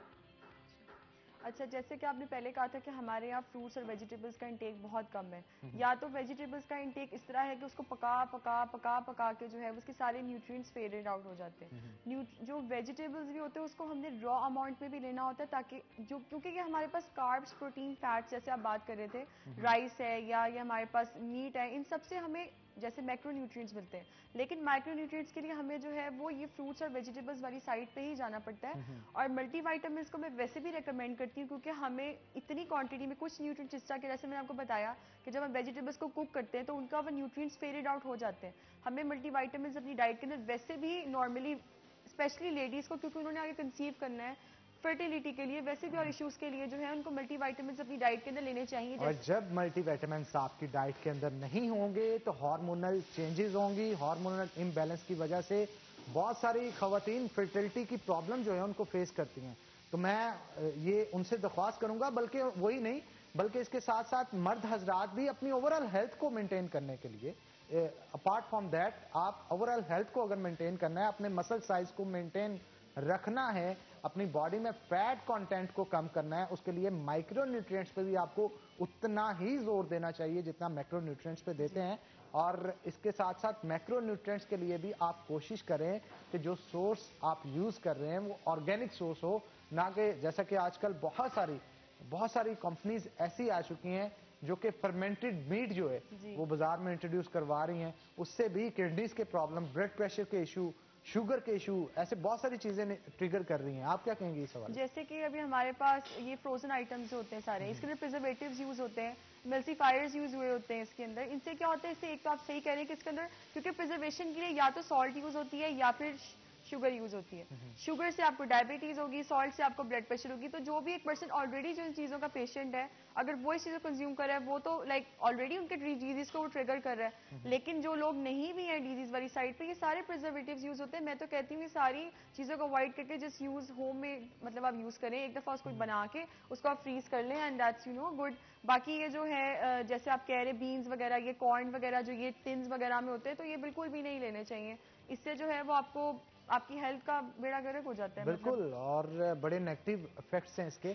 अच्छा, ऑयल तो खानों के अंदर अगर इस्तेमाल करें नुकसानदेह तो होते हैं, लेकिन बहुत सारे ऑयल्स जैसे ऑलिव ऑयल की अगर बात करें वो आपकी हेल्थ पे बड़े पॉजिटिव इफेक्ट्स हैं उसके। जी। लेकिन इसके लिए भी एक कॉन्सेप्ट ये है कि अगर आप ऑलिव ऑयल को भी कुक करते हैं तो वो एक टेम्परेचर पे जी। जाके ट्रांस फैट में कन्वर्ट जी, हो जाता ऐसा ही है। है। अल्टीमेटली ये भी वही काम करता है जी। जो कि ये आम कुकिंग ऑयल कर रहा होता है।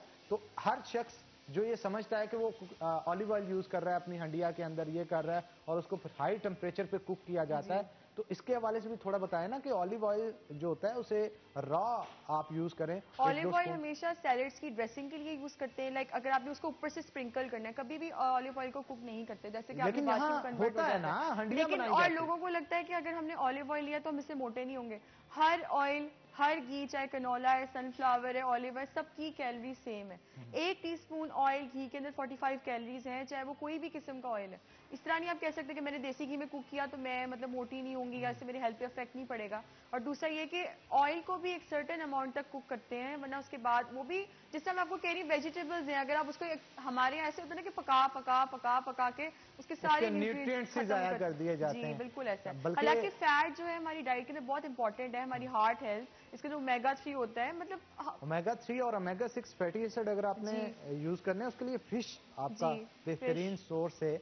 इसके अलावा बहुत सारे सीड्स, चिया सीड्स अगर आप जी, इस्तेमाल फ्लैक्स करें, फ्लैक्स सीड्स यूज करें, ओमेगा 3 फैटी एसिड उसमें भी मौजूद होता है और आपके हार्ट के लिए ये बहुत इंपॉर्टेंट बहुत चीज है। important अच्छा, दूसरी चीज यहाँ पे मैं ये डिस्कस करना चाह रहा था, फोर्टिफाइड फूड हमारे यहाँ उस तरह से नहीं मिलता जैसे दूसरी कंट्रीज में जी। है। मैं यहाँ पे मोस्टली एग्जाम्पल कोट करता हूँ आयरलैंड की, कि वहाँ पे एवरेज हाइट खवातीन की भी 6 फीट के करीब है। उसकी वजह यह है कि वहाँ पे एक ब्रेड भी आप शॉप से लेने जाएं वो भी कंप्लीटली फोर्टिफाइड होती है आयरन और जिंक के साथ। आयरन और जिंक जो होता है वो आपके ग्रोथ हार्मोन्स जो होता है उनको ट्रिगर करता है और आपकी बॉडी को फैलने फूलने के लिए बेहतरीन एनवायरनमेंट देता है। अब यहाँ पे ये सिस्टम नहीं है और यही वजह है शायद कि प्रोटीन, मतलब हमारे यहाँ माइक्रोन्यूट्रिएंट्स की डेफिशिएंसी है। आयरन एक माइक्रोन्यूट्रिएंट है, उससे आगे देखिए आप, मोस्टली फीमेल्स के अंदर जो है वो उनको एनीमिया है क्योंकि उनको आयरन नहीं मिल रहा, उनकी एब्जॉर्प्शन नहीं हो रही। फिर आयरन की एब्जॉर्प्शन के लिए विटामिन सी और एक और भी बात होती प्रेग्नेंट है वुमेन्स के अंदर बहुत ज्यादा आयरन की क्योंकि डेफिशिएंसी वो होती है। लेती ही नहीं है। अगर आपको मल्टीविटामिन किसी को दें वो लोग नहीं लेते, उनको लगता है कि मल्टीविटामिन के एक मेडिसिन है, लेकिन मल्टीविटामिन एक मेडिसिन नहीं है, वो भी आपके लिए फूड ही है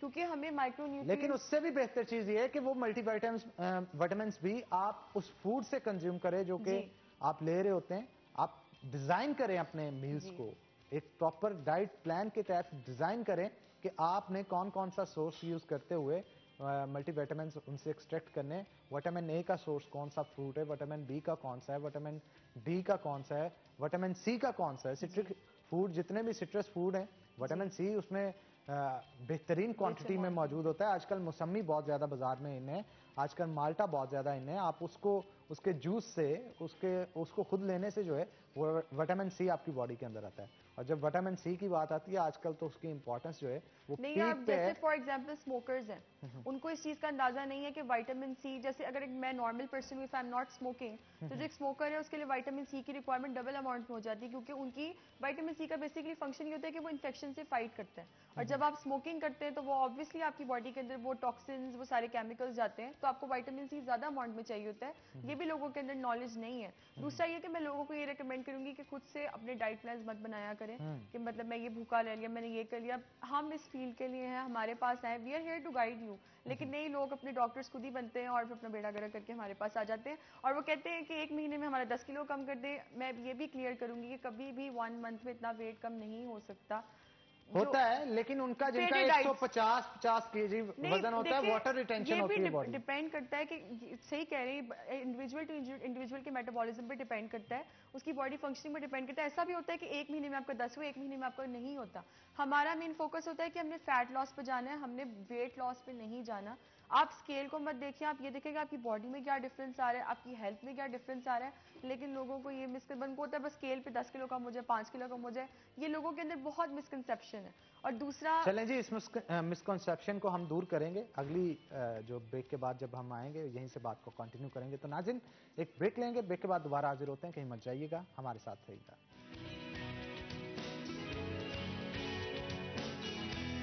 वेलकम बैक नाज़रीन, ब्रेक के बाद खुशामदीद। जनाब, आज का सवाल हमने आपसे पूछा था कि अमजद साबरी के वालिद का नाम क्या है, तो उनके वालिद का नाम है गुलाम फरीद साबरी। तो जनाब, इनका जो सही जवाब जिन्होंने दिया उनके नाम मैं आपको बताता चलूं। खवातीन में जिन्होंने ड्यू कॉस्मेटिक्स की तरफ से गिफ्ट हैम्पर जीते हैं उनका नाम बताता चलूं, नताशा, कोमल, समन, महविश और जन्नत। मैं फिर से आपको उनके नाम बता रहा हूँ, नताशा, कोमल, समन, महविश और जन्नत।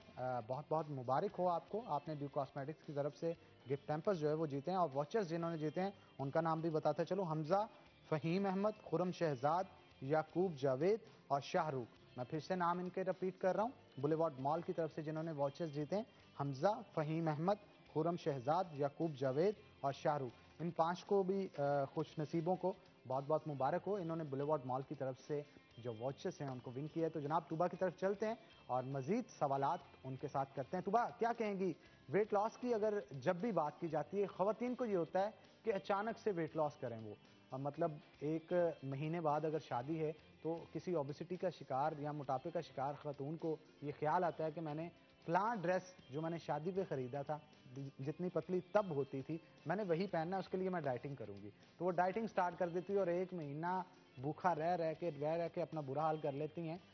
मोटापा फिर भी उस तरह से कम नहीं हो पाता जैसे कम होना होता है, और जब दोबारा से उस शादी का इवेंट भुगताने के बाद दोबारा से वो डाइट स्टार्ट करती हैं तो पहले से भी ज़्यादा मोटा आ जाती हैं। ये क्या चक्कर होता है, इसके पीछे क्या साइंस है? आप फेरी डाइट्स में जा रहे हो, फेरी डाइट्स ये जो डाइट ट्रेंड है, जैसे कीटो डाइट आजकल चल रही है कि कोई मतलब एक फूड ग्रुप पे फोकस करना, बाकी फूड ग्रुप्स आपने स्किप कर देते हैं। तो जब हम लोग इस तरह की डाइट्स की तरफ जाते हैं जो कि जिसमें फूड ग्रुप्स नहीं ले रहे हैं, अपने आप को स्टार्व कर रहे हैं, तो इन द एंड यही होता है कि अगर आपने 1 महीने में 10 किलो कम किया तो आपको 2 महीने बाद वो 20 किलो गेन हो जाता है, क्योंकि आपकी बॉडी के अंदर, क्योंकि आप कब तक एक उस तरह की डाइट को फॉलो कर सकते हो। तो हेल्दी वे वेट कम करने का यही है कि आप सारे फूड ग्रुप्स को अच्छे तरीके से लें। और दूसरी बात ये है कि मैं लोगों को ये कहना चाहती हूँ कि मोटा होना कोई गुनाह नहीं है हर बंदे को, क्योंकि देखिए किसी को पीसीओज है, जेनेटिक्स भी इन्वॉल्व होती है किसी इसमें। के जेनेटिक्स में है, किसी को पीसीओज है, किसी को हार्मोनल इम्बैलेंस और तरह के। तो मतलब आप अपने आप को अगर मोटे हैं तो अपने आप को इस चीज में, मतलब अपने आप पे स्ट्रेस ना लेके, मतलब मैं मोटा हूँ, आपको नहीं पता आप किस कंडीशन की वजह से मोटे हैं। आपको आपका मेन फोकस होना चाहिए कि आप कितने हेल्दी हैं, आपको कोई बीमारी नहीं है, आपको कोई इस तरह की कोई चीज नहीं है, आप सही है। तो फिर लाइक डोंट गो फॉर मतलब कि स्टारवेशन की बस मैं वेट कम कर लूँ। और जो लोग आपको कहते हैं कि आप मोटे हैं, तो just don't listen to them and just focus on your health, don't on your weight. अच्छा, ऑक्सीडेटिव स्ट्रेस को बॉडी से किस तरह से दूर किया जा सकता है उसके लिए? इससे ये कि आप एंटीऑक्सीडेंट्स अपनी डाइट के अंदर लिए। एंटीऑक्सीडेंट्स जो है वो इसी तरीके से आते हैं, जैसे फ्रूट्स ले रहे हैं, विटामिन सी रिच फ्रूट्स होते हैं, ग्रीन टी है, green tea is a rich source of antioxidant. तो आप जब इस तरह के एंटीऑक्सीडेंट्स अपनी डाइट में लेंगे तो ऑटोमेटिकली ये फ्री रेडिकल्स और ये ऑक्सीडेटिव स्ट्रेस वगैरह आपकी बॉडी से फेडेड आउट हो ये जाता है। नुकसान क्या पहुंचाते हैं फ्री रेडिकल्स जो होते हैं आपकी बॉडी कैंसर में? होता है इन चीज़ों से, क्योंकि ये टॉक्सिन्स हैं, कार्सिनोजेनिक है? कार्सिनोजेनिक है। इससे आपको मेन रीजन ऑफ कैंसर यही होते हैं, टॉक्सिन्स और ये ऑक्सीडेटिव स्ट्रेस। अगर आप इन्हें बॉडी से ल्यूट आउट नहीं करते हैं तो अल्टीमेटली ये नुकसान पहुंचाएंगे आपकी जी। बॉडी को। अच्छा, अगर बात की जाए हेल्दी डाइट प्लान की, तो आप क्या रिकमेंड करेंगी एक खातून जिनका वेट 80 या 90 केजी है, वो जी। उसे 60 पे लाना चाह रही हैं, जी। उसके लिए शुरुआती दिन से लेके डे 1 से लेके ब्रेकफास्ट से लेके लंच तक और डिनर तक आप बताएं कौन कौन से मील लेने होंगे और क्या क्या चीज़ें ऐड करनी ठीक होंगी? है, सबसे पहले उठते साथ आप 2 ग्लास गर्म पानी पिए। मैं यहाँ पे आपकी बात माजर चाहूँगा, टोक रहा हूँ। मैं ऑडियंस को बताना चाहता हूँ ये वो चीज़ है जिनके हज़ारों रुपए लिए जाते हैं, मतलब ऑनलाइन क्लास के या डाइट चार्ट देने के हज़ारों रुपए लिए जाते हैं, हम आपको फ्री बता रहे हैं। तो तमाम वो ख़वातीन जिनका वेट 80 टू 90 केजी है वो किस तरह से इसे रिड्यूस कर सकती हैं, तो हमारे साथ तूबा मौजूद है, उनका भरपूर फ़ायदा उठाएंगे और उनसे जानते हैं कि क्या डाइट प्लान होना चाहिए। कॉपी पेंसिल पकड़ लें और इसे नोट करना शुरू कर दें आप। तो मैं चाहता हूँ आप बताएं। सुबह के टाइम आप 2 ग्लास गर्म पानी पिए, like whenever you wake up. ऐसी कोई रिस्ट्रिक्शन नहीं होती कि अगर आप 8 बजे या 9 बजे आपने मील लेना, आप जब उठते हैं आपका दिन तब से शुरू होता है। आप 2 ग्लास पानी पिए, साथ you can take a handful of nuts, कोई भी बादाम ले लें, काजू ले लें, कुछ भी ले लें। You can eat nuts while losing weight, या आप वेट लूज का प्लान बता रही हूँ मैं आपको। उसके बाद आपने उसके हाफ एन आवर बाद आपने ब्रेकफास्ट करना है। You can take 2 slices of bread with any of the kind of egg, मतलब आप जो है 2 स्लाइस ब्रेड के ले रहे हैं, साथ आप कोई भी किस्म का एग ले रहे हैं। अगर आपने बॉइल्ड लेना है तो आप एक बॉइल्ड एग ले लें विद यॉर्क। अगर आपने फ्राइड लेना है तो you can cook in 1 teaspoon of anything, oil, ghee etcetera. उसके बाद आफ्टर 2 आवर्स आपने हर 2-2 घंटे बाद खाना, ताकि आपका मेटाबॉलिज्म स्लो ना हो। 2 घंटे के बाद आप एक एप्पल खा लें। फिर 2 घंटे के बाद जो है आप रोस्टेड चिकपीस खा लेंगे, जो भुने हुए चने होते हैं, वो आप एक मुट्ठी खा सकते हैं एक टाइम पे। फिर आप 2 घंटे बाद अपने लंच पे जाएं, जिसमें आप एक रोटी ले लें 6 इंच की, लाइक दिस साइज। उसके साथ आप 2 टेबलस्पून 3 टेबलस्पून ग्रेवी लें, साथ आप जो है वो वेजिटेबल सैलेड लें। फिर आप 2 घंटे बाद अगर आपको चाय की क्रेविंग होती है तो आप चाय पी लें। You can like drink 200 ml of milk at a time. लेकिन शुगर उसके एडेड होगी या नहीं? नहीं, शुगर नहीं, लेकिन आप पर डे 1 टीस्पून शुगर ले सकते हैं। अगर आप उसको लाइक अगर आप 3 दफ़ा चाय पीते हैं दिन में, मैं वैसे उनको बता रही हूँ कि जो बहुत ज़्यादा जिनको चाय की एडिक्शन होती है, आप 600 ml of milk per day ले सकते हैं अगर आप कोई और डेयरी सोर्स नहीं ले रहे। उसके बाद आपने चाय पी, फिर आप 2 घंटे के बाद जो है you can take another fruit, वो गुआवा है, वो बनाना है, कोई भी फ्रूट जो आपका दिल करे। डिनर में आप 6 to 12 टेबलस्पून ऑफ राइस ले सकते हैं with any of the gravy, और सोने से पहले आप 1 कप दूध पिए and your diet plan is ready. और इस डाइट प्लान से आप with in 14 days 2 to 3 kg कम कर सकते हैं अगर आप इसको इस तरह फॉलो करें। लेकिन उसके लिए एक्सरसाइज मस्ट है, लेकिन वो इस तरह नहीं कि आप कार्डियो पे जा रहे हैं या इंटेंस ट्रेनिंग पे जा रहे हैं। 30 to 45 minutes of walk enough होती है 5 डेज इन अ वीक। ये आपका वर्कआउट है, इसमें आप जब एक्टिविटी करनी है और इससे आपका वेट कम होता है, और डेफिनेटली होता है। और वॉक बहुत इंपॉर्टेंट चीज है, वॉक आपको बहुत इंपॉर्टेंट लाजमी तौर पे करनी चाहिए। अच्छा, ये भी बताएं, जैसे आपने कहा कि नट्स जो है वो सुबह के टाइम में लेने चाहिए, तो सोते वक्त भी कुछ लोग दूध नहीं, के नट्स साथ आप जिस मर्जी टाइम ले लें, उसका कोई इशू नहीं है। आपने उसकी अपनी रिक्वायरमेंट, आपकी एक रिक्वायरमेंट है ना पर डे में कि आपने हैंडफुल ऑफ नट्स लेने हैं। अब उसको आप सुबह ले रहे हैं, आप उसको डिवाइड करके ले रहे हैं, 2 सुबह 3 शाम को, तो आप किसी भी टाइम ले सकते हैं। ये एक हमारे, मैं आपको यहाँ पे क्लियर करूँ कि हमारे यहाँ बहुत मिसकंसेप्शंस होता है कि आप ये सुबह नहीं ले सकते, ये रात को नहीं ले सकते। आप सब कुछ हर टाइम ले सकते हैं, इसका कोई भी प्रॉब्लम नहीं होती है। The main thing is your calories intake, your nutrient intake. अच्छा, योगर्ट लिया जा सकता है क्योंकि उसमें भी प्रोबायोटिक्स होते हैं? आपके योगर्ट स्टमक वो ये कि अगर आप रात को लेते हैं उसका कोई खास नुकसान नहीं है, लेकिन इट्स बेटर कि अगर आप उसको जो अर्ली है वो मॉर्निंग की मैं अर्ली बात कर मॉर्निंग, रहा जी नहीं, अगर आप उसको रात को भी लेते हैं उसका कोई इशू नहीं है। Early morning in the sense कि आप उसको बिल्कुल एम्प्टी स्टमक ना लें, पानी पिया हुआ है, कुछ थोड़ा सा खाया हुआ है, उठने के लाइक 1 घंटे बाद आप योगर्ट ले सकते हैं। लेकिन फॉरन लाइक नॉट जो होते हैं ना कि आप निहार मुंह उसको नहीं लेना, निहार मुंह उसको नहीं लेना उससे चाहिए। क्या नुकसान आता है? एक तो ये कि हमारी, क्योंकि जब हम उठे होते हैं तो हमारे ऑटोमेटिकली माउथ के अंदर कुछ बैक्टीरियाज होते हैं, और फिर योगर्ट भी इटसेल्फ इज प्रोबायोटिक, तो वो जब आप लेते हैं तो उससे थोड़ा सा वो इंट्रैक्शन हो जाता है, तो it's better to avoid like early morning after ठीक वेकिंग है, अप। तो जनाब आज की डिश हमारी तैयार हो चुकी है, और बड़ी बेहतरीन तरीके से हमारे जो यूके शेफ हैं उन्होंने रेडी किया है इसको, और अरोमा जो है हमारे पूरे स्टूडियो में इस वक्त फैला है, तो तुबा को भी सिखाएंगे लेकिन शो के ख़त्म होने के बाद। तो बहुत शुक्रिया तुबा आज के शो में आने के लिए, आपने बहुत मुफीद टिप्स हैं जो कि हमें और ऑडियंस जो हमारी देख रही है उनको दिए।